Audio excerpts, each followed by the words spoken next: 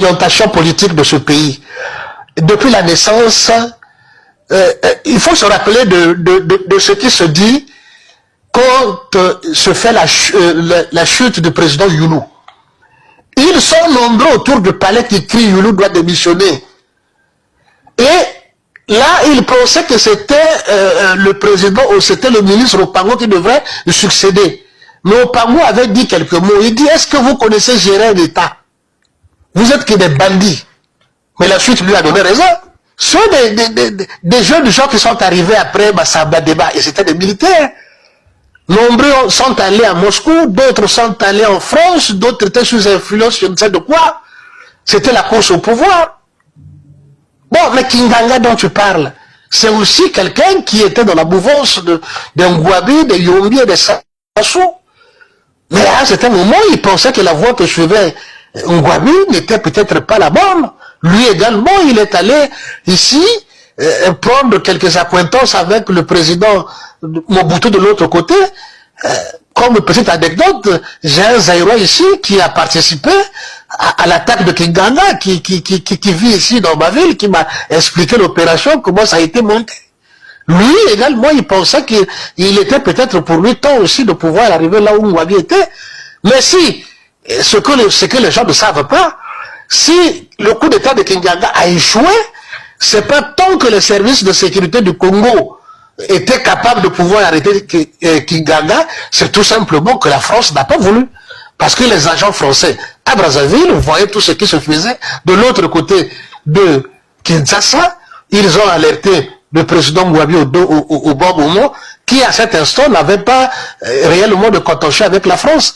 Et c'est comme ça que les services de Ngouabi, alertés par la France, vont entendre cette embuscade à Kinganga, à son fil, hein, non loin d'ailleurs de là où est Sassou là, et qu'il sera arrêté et exécuté.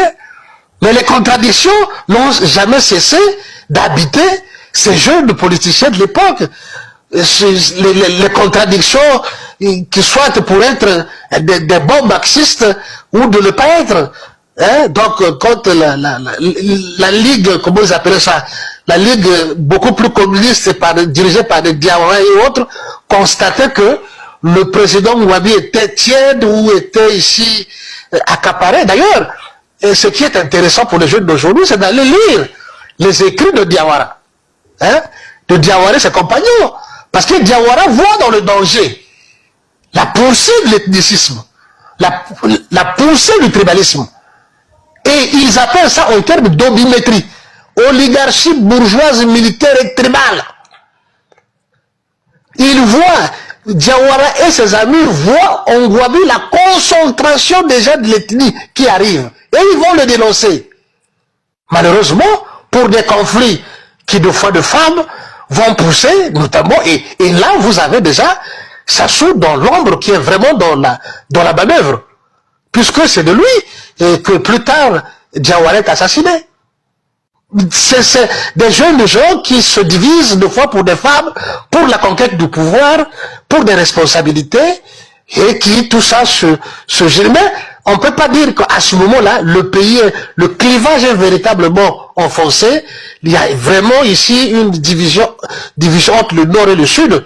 Un fait important, c'est que Diawara, un fait important pour les jeunes, Diawara est mort avec Ikoko et Oluka, qui sont des nordistes, dont on a voulu leur libération. Parce qu'on a dit à Iluka et à Okoko, vous êtes des nordistes. Même si vous êtes partis dans le maquis de Ngouba-Tchétché, on va vous libérer. Ikoko et Oluka ont dit ceci. Au nom de nos idéaux, nous préférons la mort aux côtés de Diawara, plutôt que d'aller vivre aux côtés des traîtres comme Sassou. Parce que pour eux, Sassou, c'est un piètre cadre. Nous préférons la mort. Et Ikoko et Oluka ont préféré la mort aux côtés de Diawara et Larry. Et Larry. Lorsqu'on expose leur corps au stade, vous étiez là? Je ne suis pas là, mais c'est la lecture du passé, de notre histoire, et des livres, parce que beaucoup de Congolais écrivent sur ces périodes-là. Toute la documentation est là pour ceux qui veulent savoir comment Ikoko et Oluka sont morts. Ce sont deux Makoyens pour certains, des Makoyens, compagnons de Diawara, qui sont morts avec Diawara ensemble au nom de leurs idéaux, parce qu'ils considéraient que autour de Ngouabi, que Ngouabi était finalement accaparé ici par des gens de son ethnie, et dont notamment la présence de Sassou qui était autour. Parce qu'à cette époque, nous n'oublions pas, Sassou, dans l'ombre de Ngouabi, va organiser la purge dans l'armée de tous les sudistes à des postes de responsabilité. Tous les sudistes. C'est lui qui va organiser ça, au nom ici de la radicalisation. Je ne sais pas ce que ça voulait dire, à l'époque, la radicalisation, parce que soi-disant certains cadres étaient médiocres. Lui, il était le bon, et en particulier, ce sont des sudistes, quand on va enlever à des hauts niveaux de l'administration militaire, pour finalement ici, donc, tout simplement, quand vous lisez cette période-là, c'est la progression de Sassou.